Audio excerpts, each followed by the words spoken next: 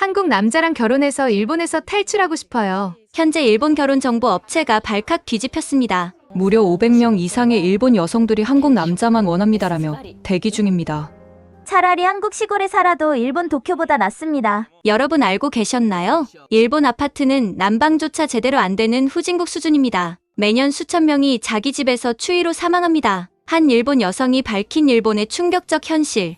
지금부터 공개합니다. 안녕하세요. 도쿄에서 온 24살 아리사입니다. 오늘 이렇게 제 이야기를 나누게 된 이유는 지금 일본에서 벌어지고 있는 무서운 현실을 꼭 알려드리고 싶어서입니다. 지난달 저희 회사의 나카무라 과장님이 아침에 출근하지 않으셨어요. 경찰이 출동했을 때는 이미 늦었습니다. 과장님은 집에서 돌아가신 채로 발견되었어요. 바로 전날까지 제 옆자리에서 일하시던 분이었는데 집이 너무 추워서 심장마비로 돌아가셨다고 합니다. 이제 일본에서는 이런 일이 너무 흔해졌습니다. 전기세가 너무 비싸져서 대부분의 사람들이 난방을 제대로 하지 못하고 있어요. 저희 집도 한 달 전기세가 무려 35만 원이나 나왔습니다. 월급으로는 감당이 안 되어서 요즘은 이불을 3개씩 덮고 자야 합니다. 특히 충격적인 건 매년 약 2만 명의 사람들이 집안에서 추위 때문에 목숨을 잃는다는 사실입니다. 교통사고 사망자보다 많은 숫자죠. 화장실에 갈 때 방 안과 화장실의 심한 온도차 때문에 쓰러지는 분들이 많고 밤새 추위를 견디지 못해 돌아가시는 분들도 너무 많습니다. 저는 회사에서 월급으로 280만 원 정도를 받고 있습니다. 일본 직장인 평균치라고 하지만 실제로 생활하기엔 턱없이 부족해요. 월급 명세서를 볼 때마다 한숨이 나옵니다. 신주쿠 근처 원룸 월세가 130만 원, 관리비가 20만 원, 전기세와 가스비가 40만 원 정도 나가고 통신비가 8만 원, 교통비로 20만 원이 들어가니 식비와 기타 생활비로 남는 금액이 50만 원도 채 안 돼요. 이런 상황에서 저축은 꿈도 못 꿉니다. 친구들과 만나서 식사 한번 하는 것도 부담스러워요. 지난주 시부야에서 동료 하시모토 유미와 카페에서 만났는데 아메리카노 한 잔에 6천 원이 넘더라고요. 우리 둘 다 월급날까지 일주일 남았다며 한숨을 쉬었죠. 유미는 이미 5번째 신용카드 대금 연체 통지를 받았다고 했어요. 회사에서는 5년째 임금 동결이라고 합니다. 사장님은 경기 침체 때문에 어쩔 수 없다고 하지만 그 사이 물가는 매년 3%씩 올랐어요. 실질 임금은 계속 떨어지고 있습니다. 팀장님은 지난 회의에서 버텨보자라고 말씀하셨지만 이미 올해만 5명이 퇴사했어요. 모두 더 나은 환경을 찾아 떠난 겁니다. 지난달에는 니가타에서 규모 6.7의 지진이 발생했어요. 앞으로 도쿄에서도 큰 지진이 예상된다고 하는데 지진 보험료는 작년보다 2배나 올랐습니다. 제 월급으로는 가입할 엄두도 나지 않아요. 만약 지진으로 집이 무너진다면 모든 것을 잃게 될 겁니다. 후쿠시마 원전 오염수 방류 문제도 심각해요. 정부는 안전하다고 하지만 저희 동네 슈퍼마켓에서는 생선 가격이 2배로 올랐고 많은 사람들이 해산물을 기피하고 있습니다. 저희 부모님은 시골에서 농사를 지으시는데 수출이 줄어 농작물 가격도 폭락했다고 하세요. 정부의 청년 지원 정책은 거의 찾아볼 수 없어요. 취업 지원금이나 주거 안정 대책은 모두 말뿐입니다. 친구 미야모토는 정부 지원 주택을 신청했지만 경쟁률이 30대 1이라 포기했어요. 대부분의 청년들은 노후한 아파트에서 최소한의 난방으로 버티거나 부모님과 계속 함께 살 수밖에 없는 상황입니다. 이런 환경에서 미래를 계획한다는 건 거의 불가능해요. 결혼이나 출산은 감히 생각할 수도 없는 일이 되었습니다. 우리 세대는 그저 하루하루 생존하기에 급급한 상황입니다. 그러던 어느 날 우연히 인터넷에서 한국의 생활을 소개하는 영상을 보게 되었어요. 한국 사람들은 겨울에도 난방비 걱정 없이 따뜻하게 지내고 월급도 제때 오르고 야근 수당도 제대로 받는다고 했습니다. 처음에는 반신반의했지만 점점 더 알아볼수록 한국으로 가야겠다는 생각이 들었어요. 넷플릭스에서 한국 드라마를 보기 시작했는데 그곳의 생활 모습이 너무 달라 보였습니다. 인스타그램에서 소울라이프 JP라는 계정을 팔로우하게 되었는데 서울에서 생활하는 일본인들의 일상을 담은 콘텐츠였어요. 그들은 모두 일본보다 나은 환경에서 생활한다고 했습니다. 한국에 대해 알아보면 알아볼수록 더 큰 충격을 받았어요. 우리 회사 동료 고토 레이코의 사촌이 얼마 전 한국에서 취업했다고 해서 그녀와 화상 통화하는 것을 보게 되었습니다. 그 친구는 서울의 일반 회사에서 일하는데 월급이 350만 원이라고 했어요. 게다가 야근을 하면 수당을 따로 받고 주말에 출근하면 휴일 수당도 챙겨준다고 합니다. 반면 저는 밤 10시까지 일해도 서비스 잔업이라며 한 푼도 더 받지 못하고 있었죠. 더 놀라운 건 그 친구의 집이었어요. 원룸이지만 보증금 1,000만 원에 월세 50만 원이라고 했습니다. 우리 돈으로 환산하면 정말 저렴한 가격이었죠. 거기다 난방비는 겨울에도 월 5만 원을 넘지 않는다고 했어요. 도쿄에서는 상상도 할 수 없는 일이었습니다. 그 이야기를 들은 후 회사에서 몰래 한국 취업 사이트를 찾아보기 시작했어요. K커리어와 일본인 인제뱅크라는 사이트에서 정보를 얻었는데 일본어를 할 줄 아는 직원을 뽑는 회사들이 많았고 연봉도 일본보다 훨씬 높았습니다. 게다가 대부분의 회사가 기숙사나 주택 지원을 해준다고 했어요. 주말에는 도쿄 시노쿠보 한인타운을 방문해서 직접 정보를 수집했습니다. 뉴라이프 코리아라는 이민 상담소에서 무료 상담도 받았어요. 이제 한국행은 단순한 꿈이 아닌 구체적인 계획이 되어가고 있었습니다. 하지만 한국에 가려면 넘어야 할 산이 너무 많았습니다. 우선 지금 해외 취업을 준비하는 과정이 생각보다 복잡했어요. 언어 장벽부터 비자 문제, 새로운 환경에 적응하는 문제까지 다양한 어려움이 있었습니다. 거기다 요즘 일본 정부가 해외 이주를 막기 위해 여러 가지 규제를 강화하고 있다는 소식도 들렸어요. 젊은이들이 너무 많이 해외로 빠져나가니까 그런 것 같았습니다. 저는 결심했습니다. 바로 그날 저녁 퇴근 후 한국어학원에 등록했어요. 월급의 반을 학원비로 내야 했지만 제 미래를 위한 투자라고 생각했습니다. 주말에는 아르바이트를 하면서 한국어를 공부했고 점심시간에는 한국 드라마를 보면서 회화 공부를 했어요. 평일 저녁에는 같은 꿈을 가진 사람들과 스터디 그룹을 만들었습니다. 모두 저처럼 한국 취업을 꿈꾸는 일본인들이었어요. 함께 한국어를 공부하고 한국 문화와 역사에 대해서도 배웠습니다. 그 중에서 이미 한국에 취업한 선배의 조언도 들었어요. 한국의 직장 문화, 생활 습관, 필요한 서류 등 실질적인 정보를 얻을 수 있었습니다. 회사 동료들은 제가 미쳤다고 했어요. 특히 한 선배는 일본을 떠나는 건 패배자의 선택이다라며 저를 비난했습니다. 하지만 저는 알고 있었어요. 지금 이대로 일본에 남아있다간 저도 나카무라 과장님처럼 될 수 있다는 것을요. 이제는 더 이상 기다릴 수 없었습니다. IT 기술 자격증을 취득하기 위해 밤늦게까지 공부했어요. 한국에서 경쟁력을 갖추려면 언어뿐만 아니라 전문 기술도 필요하다는 걸 알았거든요. 인터넷으로 한국 취업 전문가와 미팅도 했습니다. 그는 제 이력서를 검토해주고 면접 준비 방법도 알려주었어요. 우리 회사에서도 올해만 벌써 5명이 해외 취업을 위해 퇴사했어요. 회사 분위기는 점점 더 침체되어 갔고 남아있는 직원들의 업무 부담은 늘어만 갔습니다. 그럼에도 불구하고 회사는 인력 충원을 하지 않았고 임금 인상도 기대할 수 없었습니다. 어느 날 회사 휴게실에서 우연히 한국 뉴스를 보게 되었어요. 청년들을 위해 공공임대주택을 많이 짓겠다고 발표하는 내용이었습니다. 반면 일본은 매년 집값과 월세만 오르고 청년들을 위한 정책은 찾아볼 수 없었죠. 그때 옆자리에 있던 시니어 사원분이 한숨을 쉬면서 나도 젊었을 때 한국으로 갈 기회가 있었는데 안 갔더니 이제는 나이 먹어서 아무것도 못하고 있네라고 말씀하셨어요. 그 말씀을 듣는 순간 저는 확고한 결심을 하게 되었습니다. 드디어 한국행 비행기를 타게 되었습니다. 퇴사할 때 회사에서는 만류했지만 저는 단단히 마음을 먹었어요. 이미 일본에서는 희망이 보이지 않았거든요. 그런데 비행기에서부터 일본과 한국의 차이를 실감하게 되었습니다. 한국 항공사의 비행기는 난방이 잘 되어 있어서 따뜻했어요. 일본 항공사는 비용 절감 때문에 기내 온도를 낮게 유지한다며 담요를 빌려주는데 여기는 달랐습니다. 승무원분들도 밝은 표정으로 친절하게 대해주셨어요. 5일간의 서울 탐색 여행을 위해 미리 세부 일정을 계획했습니다. 인천공항에 도착했을 때는 정말 놀랐어요. 일본의 공항은 시설이 낡고 난방도 제대로 안 되는데 인천공항은 완전히 달랐습니다. 입국장에서부터 따뜻한 바람이 나오고 실내 어디를 가도 춥지 않았어요.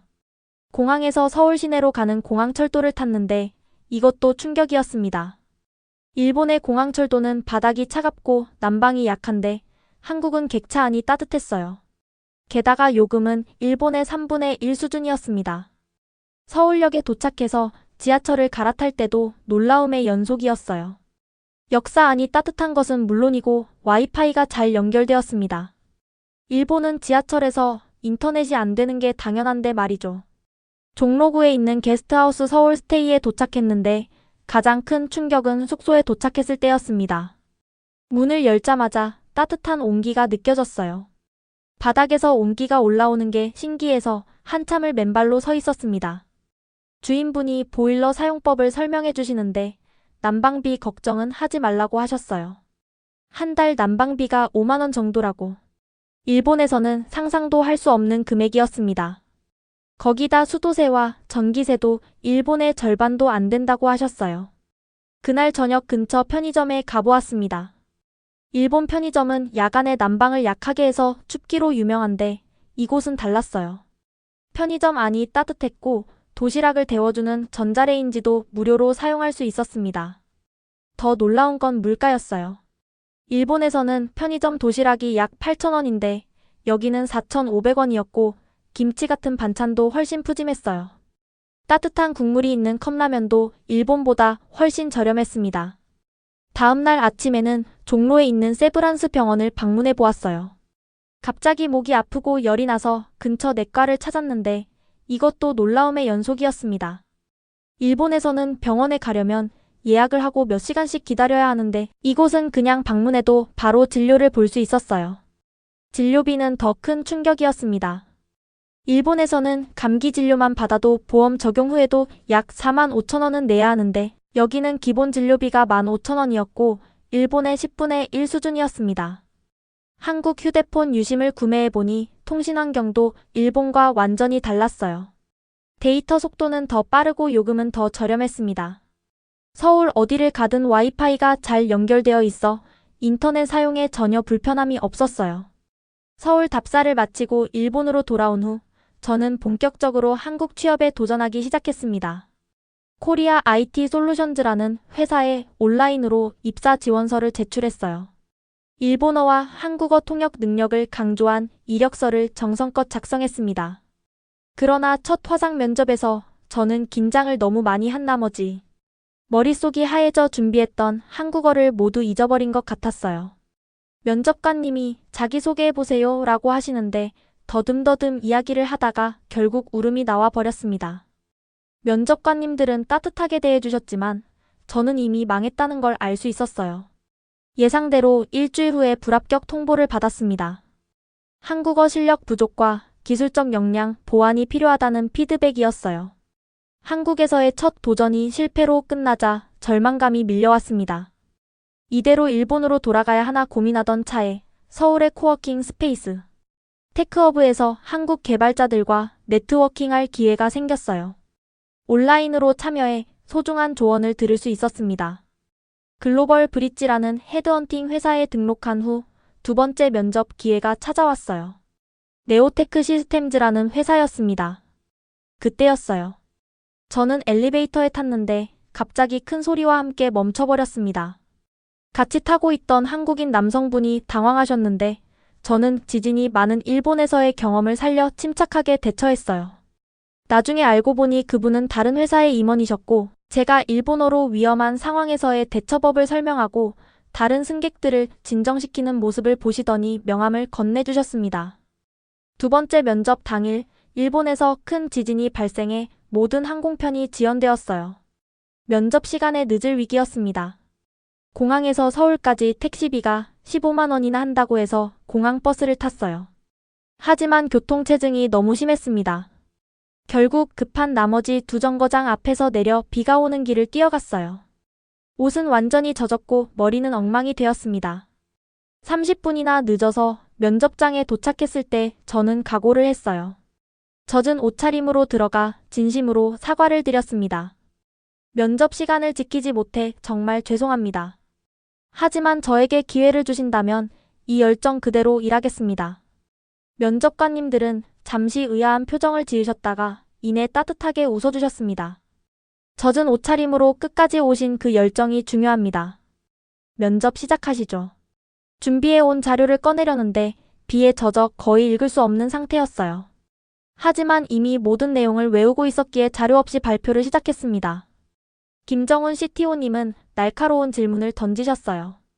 당신은 한국어가 서툰데 어떻게 일을 하실 건가요? 저는 떨리는 목소리로 대답했습니다. 네, 제 한국어는 아직 부족합니다. 하지만 매일 밤 12시까지 공부하고 있고 3개월 안에 업무가 가능한 수준이 되겠다고 자신합니다. 면접이 끝나고 마음을 놓을 새도 없이 더 큰 난관이 기다리고 있었습니다. 일본 정부가 갑자기 해외 취업 비자 발급을 까다롭게 만든 거예요. 서류 심사가 한 달, 2달 계속 미뤄졌습니다. 회사에서는 계속 기다려주겠다고 했지만 마음이 조급했어요. 일본 정부가 청년들의 해외 유출을 막기 위해 아예 비자 발급을 중단할 수도 있다는 소문이 돌았거든요. 매일 아침 비자 발급 사이트를 새로 고침했어요. 어느 날은 12시간 동안 새로 고침만 눌렀던 것 같습니다. 그러다 지쳐서 잠이 들었는데 새벽에 알림음이 울렸어요. 귀하의 비자가 승인되었습니다. 그 순간의 기쁨은 말로 표현할 수 없었습니다. 창밖은 아직 어두웠지만 저에게는 한국행을 알리는 희망의 빛처럼 느껴졌어요. 곧바로 회사에 연락을 드렸더니 당장 다음 주부터 출근하면 된다고 하셨습니다. 하지만 기쁨도 잠시, 이제 정말 부모님께 말씀드려야 할 시간이 왔어요. 제 방을 가득 채운 짐들을 보면서 이제 정말 돌아올 수 없는 강을 건너게 된다는 생각이 들었습니다. 드디어 부모님께 모든 걸 말씀드리는 날이 왔습니다. 저녁 식사 자리에서 한국 회사 취업이 확정됐다고 말씀드렸어요. 순간 식탁에 정적이 흘렀습니다. 아버지는 젓가락을 던지시며 배신자. 우리나라가 못마땅하냐? 당장 나가라고 소리치며 자리를 박차고 일어나셨어요. 어머니는 그저 눈물만 흘리셨습니다. 저는 이미 짐을 싸둔 상태였기에 그날로 집을 나왔어요. 한밤중에 혼자 캐리어를 끌고 나오는데 갑자기 지진 경보가 울렸습니다. 작은 지진이었지만 운명이 제 선택을 시험하는 것 같았어요. 무서웠지만 이제 돌아갈 수는 없었습니다. 근처 게스트하우스에서 지내면서 출국 준비를 했어요. 그런데 다음날 일본 정부가 해외 이주자의 재산 반출을 제한한다는 뉴스가 나왔습니다. 제 통장에 있는 1,800만 원을 한국으로 보내지 못할 수도 있다는 거였어요. 급히 은행에 갔지만 송금 심사에 최소 2주가 걸린다고 했습니다. 비행기는 일주일 후인데 말이죠. 그때 은행 직원이 작은 목소리로 저도 딸이 있는데 어떻게든 도와드리고 싶네요 라고 말했어요. 그 직원분 덕분에 겨우 송금을 할 수 있었습니다. 시간과의 싸움이었어요. 출국 전날 할머니께서 몰래 찾아오셨어요. 이거 할미가 평생 모은 거다. 봉투 안에는 100만엔이 들어있었습니다. 일본은 이제 늙은이들의 나라가 되어버렸어. 너는 꼭 새로운 삶을 살아라. 그날 밤 아버지에게서 문자가 왔습니다. 이걸로 내가 정말 행복해질 수 있다고 생각하나? 저는 떨리는 손으로 답장을 썼어요. 네, 아버지. 저는 도망치는 게 아니라 새로운 미래를 선택하는 겁니다. 출국 전날 밤 어머니에게서 급한 전화가 왔습니다. 아버지가 쓰러지셨다는 거예요. 병원에 도착해보니 응급실은 난방도 제대로 안 되어 있었고 의사 선생님은 보이지도 않았습니다. 아버지는 차가운 침대에 누워 계셨어요. 평소 고집이 세신 아버지가 이렇게 작아 보이실 줄은 몰랐습니다. 의사 선생님 말씀으로는 고혈압과 스트레스성 심장 발작이 왔대요. 하필 야간이라 응급수술비만 700만 원이 넘게 청구되었습니다. 어머니는 떨리는 손으로 통장을 꺼내셨고 한숨을 쉬셨습니다. 병원비를 내면 이번 달 생활비가 부족할 것 같다고 하시더군요. 저는 그 자리에서 한국 회사에 연락했습니다. 다행히 회사에서는 빨리 오지 않아도 된다. 가족이 먼저라고 해주셨어요. 하지만 더 큰 문제는 다음날 찾아왔습니다. 아버지의 입원실이 너무 추워서 상태가 더 나빠지신 거예요. 간호사님께 난방을 좀 더 틀어달라고 부탁드렸더니 원장님의 지시로 에너지 절약 중이라 불가능하다고 했습니다. 결국 제가 작은 전기 히터를 사서 몰래 가져갔어요. 그런데 그것마저 전기세 때문에 사용하지 말라고 하더군요. 그날 밤 아버지가 손짓으로 저를 부르셨어요. 내가 한국에 가려는 이유를 이제야 조금 알 것 같다. 이런 병원에서는 내가 죽을지도 모르겠구나라고 아버지는 힘없는 목소리로 말씀하셨습니다. 다음 날 저는 한국 친구에게 연락해서 서울의 병원 상황을 물어보았어요. 영상을 받아보니 충격적이었습니다. 따뜻한 병실에 최신 의료 장비, 거기다 수술비는 일본의 3분의 1 수준이었어요. 아버지께 그 영상을 보여드렸습니다. 처음에는 고개를 돌리셨지만 조금씩 관심을 보이셨어요. 특히 일본인 환자가 한국에서 수술받은 인터뷰 영상을 보시더니 깊은 한숨을 내쉬었습니다. 아리사, 너의 선택이 틀리지 않았나 보구나. 이제 와서 보니 내가 용기 있는 선택을 한 거였어. 아버지가 미안하다. 아버지의 목소리가 떨렸어요. 그 말씀을 듣는 순간 저는 참았던 눈물을 터뜨리고 말았습니다. 아버지는 떨리는 손으로 제 머리를 쓰다듬어 주셨어요. 건강해지면 나도 한국에 가보고 싶구나. 너희 회사도 구경하고. 아버지가 회복되시는데 일주일이 걸렸습니다. 그 기간 동안 저는 아버지 곁을 지키며 한국에 대한 이야기를 많이 들려드렸어요. 처음엔 반신반의하셨지만 점점 관심을 보이셨습니다. 결국 아버지는 제 한국행을 축복해 주셨어요. 내가 행복하다면 그게 중요하다. 아버지는 이제 이해한다. 그 말씀은 제게 큰 힘이 되었습니다. 이제 마음의 짐을 덜고 새로운 시작을 할 수 있게 되었어요. 아버지의 건강이 회복되시고 일주일 후 저의 출국일이 다가왔습니다. 전날 밤 가족들과 마지막 저녁 식사를 하게 되었어요. 아버지는 여전히 걷기가 불편하신 상태였지만 제가 좋아하는 음식을 직접 준비해 주셨습니다. 식사 중에 텔레비전에서는 또다시 충격적인 뉴스가 나왔어요. 오늘부터 해외 이주자의 자산 반출이 전면 제한된다는 내용이었습니다. 제가 하루만 늦었어도 모든 게 물거품이 될 뻔했죠. 그때 아버지께서 저에게 봉투 하나를 건네셨습니다. 내가 태어났을 때부터 모아둔 거다. 열어보니 아버지의 도장이 찍힌 인감증명서와 함께 일본 은행 계좌 해지 위임장이 들어있었습니다. 이제 내 인생이니 내가 알아서 해라. 어머니는 조용히 제 방으로 오셔서 작은 상자를 주셨어요. 그 안에는 제가 어렸을 때 쓴 일기장과 사진들이 가득했습니다. 이건 비행기에서 읽어보렴. 마지막 장을 넘기니 현금 100만 엔이 들어있었어요. 새벽에 할머니께서 몰래 전화를 주셨습니다. 할미는 너무 늙어서 한국에는 못 가겠다. 하지만 내가 자랑스럽구나. 우리 집안에서 처음으로 용기 있는 선택을 한 아이야. 할머니의 목소리가 떨리고 있었어요. 공항으로 가는 길에 갑자기 비상뉴스가 나왔어요. 후쿠시마 원전에서 또다시 문제가 발생했다는 소식이었습니다. 아버지는 라디오를 끄시며 말씀하셨어요. 이제는 정말 내가 옳았던 것 같구나. 나리타 공항에 도착했을 때 출국장은 젊은이들로 가득했습니다. 모두들 저처럼 새로운 미래를 찾아 떠나는 사람들이었어요. 직원이 왜 이렇게 많은 젊은이들이 떠나시나요? 라고 물었을 때 한 청년이 대답했습니다. 여기는 이제 희망이 없으니까요. 마지막 검색대를 통과하기 전 뒤를 돌아보았습니다. 아버지가 휠체어에 앉아 계셨지만 처음으로 제게 웃어 보이셨어요. 어머니는 눈물을 참으며 손을 흔드셨습니다. 저는 눈물을 참을 수 없었어요. 비행기에 오르면서 일본 하늘을 보았습니다. 20살의 저는 이 하늘 아래서 미래를 꿈꿨지만 이제는 그 꿈을 위해 떠나야만 했어요. 이건 도망이 아닌 생존을 위한 선택이었습니다. 비행기 안에서 어머니가 준 상자를 열었어요. 어린 시절 일기장을 넘기다가 10살 때 쓴 글이 눈에 띄었습니다. 나중에 크면 따뜻한 집에서 살 거야. 엄마 아빠도 모시고. 그 옆에는 어머니의 쪽지가 있었어요. 내 꿈이 이루어지길 바란다. 언젠가 우리도 내게 갈게. 창밖으로 구름 위로 떠오르는 태양을 보면서 저는 제 선택이 옳았다는 확신이 들었습니다. 슬픔과 기대감이 교차하는 순간이었지만 가슴 한편에는 따뜻한 용기가 자리 잡고 있었어요. 이제 정말 새로운 시작이었습니다. 한국에 도착한 첫날 저는 깊은 충격을 받았습니다. 회사에서 소개해준 원룸에 들어서는 순간 발바닥에서 전해지는 따뜻함에 그만 주저앉고 말았어요. 일본에서는 한 번도 느끼지 못했던 포근함이었습니다. 하지만 새로운 시작은 결코 쉽지 않았어요.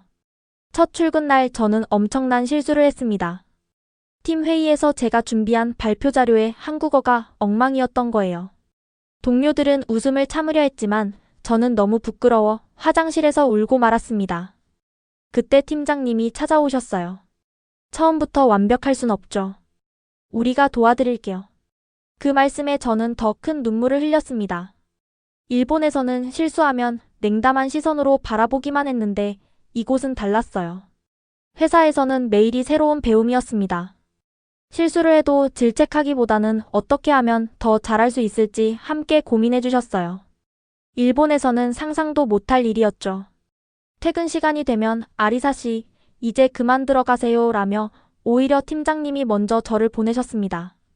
한국어 공부는 계속 이어졌어요. 회사에서 한국어 교육비를 지원해 주셔서 주 3회 한국어 학원에 다닐 수 있었습니다. 동료들도 점심시간이면 제 한국어 실력 향상을 위해 일부러 쉬운 단어로 대화를 이끌어 주었어요. 첫 월급날 통장에 찍힌 숫자를 보고 믿을 수 없었습니다. 세금을 제하고도 280만 원이 들어왔어요. 일본에서는 상상도 못할 금액이었습니다. 할머니가 먼저 생각났어요. 그날 저녁 저는 대형마트에 가서 할머니께서 이불 속에서 추위를 견딜 수 있도록 거위털 침낭과 보온팩을 구입하고 보온이 탁월한 이불도 준비해서 보내드렸어요. 또한 부모님께는 떨리는 손으로 100만 원을 송금했어요. 어머니가 전화로 오셨습니다. 아리사, 이렇게 많은 돈을 보내면 내가 먹고 살기 힘들잖아. 제가 대답했어요. 괜찮아요, 어머니. 여기는 난방비도 얼마 안 들고 밥값도 엄청 싸요. 이제는 제가 효도할 차례예요. 주말에는 동료들과 찜질방에 갔습니다. 따뜻한 온돌에 누워있으니 그동안의 긴장이 스르르 풀리는 것 같았어요. 동료가 제 어설픈 한국어를 교정해 주면서 우리 아리사, 이제 많이 늘었다며 칭찬해 주었습니다. 한 달이 지나고 보니 제 모습이 많이 달라져 있었어요. 더 이상 춥지 않았고 끼니 걱정도 없었으며 퇴근 후의 삶이 있었습니다. 무엇보다 미래에 대한 희망이 생겼어요. 문득 일본에 계신 부모님이 걱정되어 영상통화를 걸었습니다. 아버지의 얼굴이 많이 좋아 보여서 다행이었어요. 아리사, 내가 보내준 돈으로 난방을 틀었단다. 이제는 밤에 덜 춥구나. 아버지의 목소리에서 안도감이 느껴졌습니다. 한국에서의 새 생활은 때로는 어렵고 외롭기도 했지만 매일 따뜻한 집으로 돌아올 수 있다는 사실이 저에게 큰 위안이 되었습니다. 그리고 무엇보다 제 선택을 후회하지 않았어요. 이곳에서 저는 진정한 삶의 의미를 찾아가고 있었습니다. 한국에서의 생활이 3개월째 접어들던 날, 회사에서 깜짝 소식을 전해주셨습니다. 제가 맡은 일본 시장 진출 프로젝트가 성공적이어서 특별 성과급을 주신다는 거였어요. 상상도 못했던 금액이었습니다. 일본 기업과의 계약을 성사시키는 과정에서 제 일본어 능력과 문화적 이해가 큰 도움이 되었다고 합니다. 팀장님은 아리사 씨 덕분에 우리가 일본 시장에 빠르게 진출할 수 있었어요 라며 모든 직원들 앞에서 저를 칭찬해 주셨습니다. 특별 성과급 200만 원은 제게 큰 경제적 여유를 가져다 주었어요. 지금까지 월급에서 조금씩 저축해둔 돈도 있었기에 이제는 한국에서의 안정적인 생활 기반을 마련할 수 있게 되었습니다. 은행에 방문해서 저축 계좌를 개설했어요. 상담사분이 다양한 재테크 방법을 알려주셨는데 일본에서는 받아보지 못한 친절한 금융 서비스였습니다. 월 10만 원씩 적금도 시작했고 미래를 위한 계획도 세웠어요. 동네 부동산에 방문해서 전세 상담도 받았습니다. 한국의 독특한 주택 임대 방식인 전세 제도가 신기했어요. 목돈을 보증금으로 맡기고 월세 없이 살 수 있다니 장기적으로 보면 정말 합리적인 시스템이라고 생각했습니다. 주택 청약 제도에 대해서도 배웠어요. 일정 기간 돈을 모으면 새 아파트를 분양받을 기회가 생긴다니 일본에서는 상상도 할 수 없는 청년 주거 지원 정책이었습니다. 그날 저녁 저는 울면서 부모님께 전화를 걸었어요. 어머니, 아버지, 이번에 받은 성과급으로 항공권을 보내드리고 싶어요. 한국에 와 보시면 좋겠어요. 잠시 침묵이 흐르더니 아버지가 떨리는 목소리로 가보고 싶다고 대답하셨습니다. 부모님께 매달 생활비를 보내드리는 것도 이제는 어렵지 않았어요. 일본에 계신 부모님의 난방비와 의료비를 지원해드릴 수 있다는 사실이 저를 행복하게 했습니다. 외할머니께도 정기적으로 따뜻한 음식과 건강보조식품을 보내드렸어요. 할머니는 전화로 늘 아리사, 너 덕분에 이번 겨울은 따뜻하게 보낼 수 있겠다고 하셨습니다. 이제 제 걱정은 제 미래뿐만 아니라 가족들의 행복까지 포함하게 되었어요. 한국에서의 안정적인 수입은 저 혼자만의 것이 아니라 가족 모두에게 희망이 되고 있었습니다. 때로는 향수병이 찾아올 때도 있었지만 제가 내린 선택이 옳았다는 확신이 들었어요. 부모님이 한국에 도착하신 날, 저는 회사에 휴가를 냈습니다. 공항에서 모시고 온 부모님은 원룸에 들어서자마자 놀라셨어요. 이렇게 따뜻하다니. 어머니는 바닥에 무릎을 꿇고 손을 대 보시더니 눈물을 글썽이셨습니다. 회사에도 모시고 갔어요. 팀장님께서 일본어로 인사를 하시며 저를 칭찬해 주셨습니다. 아리사 씨는 우리 회사의 보물입니다. 그 말씀을 들은 아버지의 눈시울이 붉어졌어요. 딸을 인정해주는 말을 처음 들으셨나 봅니다. 저녁에는 동료들과 한정식 집에서 회식을 했어요. 일본의 회식처럼 부담스럽지 않고 오히려 가족 같은 분위기였습니다. 어머니는 제 동료들과 이야기를 나누시면서 계속 미소를 지으셨어요. 이제 우리 딸이 좋은 곳에서 잘 지내는구나. 귀국하시기 전날, 저는 부모님과 함께 백화점에 가서 극세사 네일과 수면, 양말 등 방한 용품과 반신 조교기를 선물해드렸어요. 아버지는 연신 아리사 미안하다. 네가 한국에 가겠다고 했을 때 그렇게 반대했는데. 라며 우셨어요. 어머니는 공항에서 저를 꼭 안아주시며 다음에는 우리가 좀 더 오래 머물러도 될까? 라고 물으셨습니다. 저는 끄덕이며 언제든지요. 다음에는 더 큰 집에서 함께 지내요라고 약속했습니다. 어제는 일본의 친구 5명에게서 연락이 왔어요. 모두 한국 취업을 준비하고 있다고 합니다.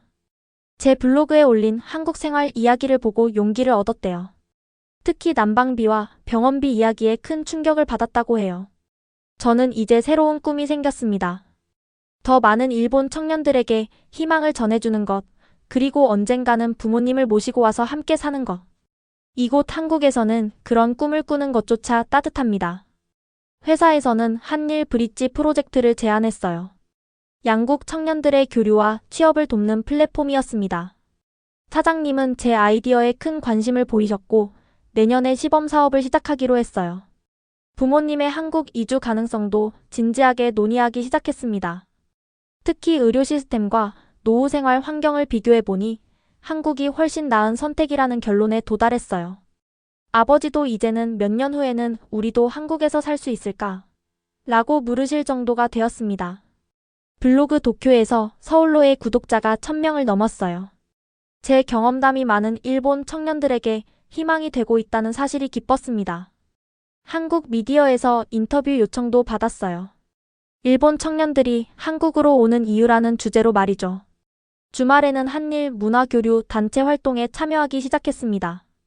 한국에 오는 일본인들의 정착을 돕고 양국 문화의 가교 역할을 하는 보람찬 일이었어요. 5년 후에는 양국을 잇는 컨설팅 회사를 설립하는 것이 목표입니다. 이미 사업계획서를 작성하기 시작했고 멘토도 찾았어요. 불가능해 보였던 꿈이 이제는 구체적인 계획으로 변해가고 있습니다. 이곳 한국에서 저는 단순히 생존하는 것이 아니라 정말로 살아가는 법을 배우고 있어요. 따뜻한 집, 안정적인 직장, 미래에 대한 희망.